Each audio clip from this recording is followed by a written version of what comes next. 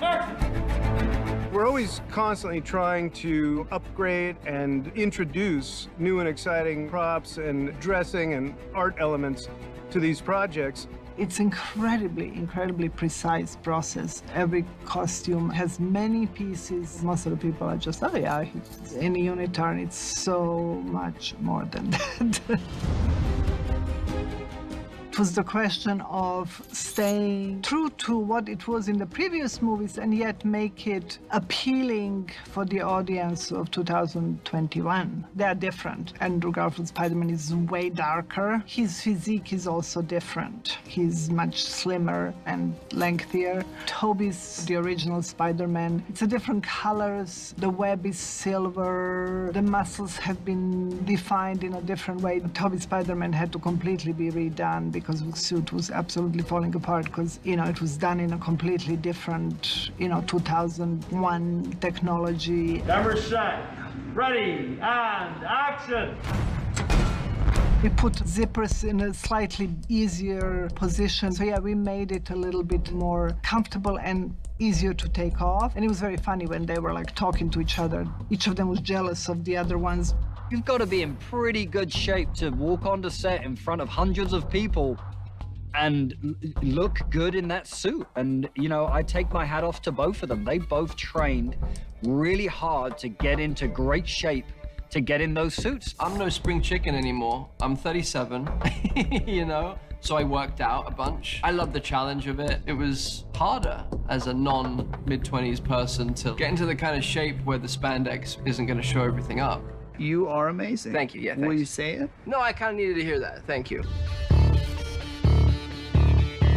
A mask is an intricate part of the costume, and they have skull caps that are molded to their heads, so they are not wearing it just over their bare head. Those are intricate to make it as tight as possible, not to add to any of the volume of the skull necessarily, but keep the shape and the profile. And then we have a special costume when they are supposed to be without the mask. Then it's, as we call it, a turtleneck costume, and then they are in a costume without the hood. All those hoods have a frame for the eyes to literally snap into them, and there are different kinds of eyes.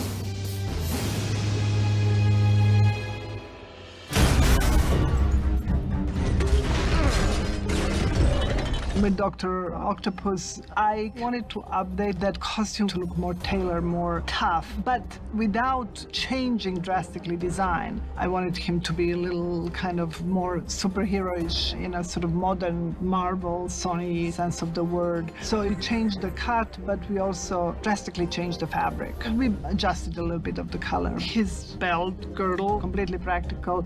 It was made out of quite light material and then painted to look like a medal, and he was always wearing that. Hello, Peter. And then the back with his arms, we simply made the holes on the costume that look like the arms burst out. And in those circles, we just covered it with a blue screen. Because the tentacles aren't actually attached to me, it's given me a bit more freedom physically.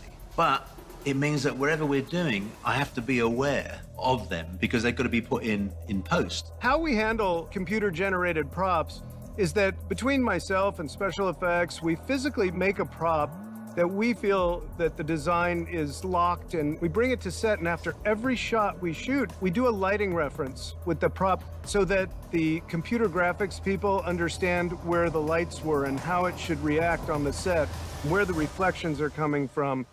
You make me sick. Leave me alone, please. Hiding in the shadows. Green Goblin probably was the biggest departure from the first one, and actually the new design of Green Goblin was done by the visual development department in Marvel. The power suit gets an upgrade and the mask got discarded. So it's a little closer to the comic, the look of the Goblin. And then the costume, in order to look the way it is, it was very special technology. It was first 3D printed, and then it was completely poured in foam. As one piece, it's kind of like he just puts the whole thing on, zip it up. It's just one jumpsuit. I know, it sounds so simple. It's very complicated. In the first series of Spider-Man movies, they wanted something created by new tech. They wanted it scary and they wanted it hard. But in that suit, it's quite limited what you can do as far as physical gesture. Sometimes I was wearing that mask and could barely see out of it. Now it's much freer. Too weak to take it!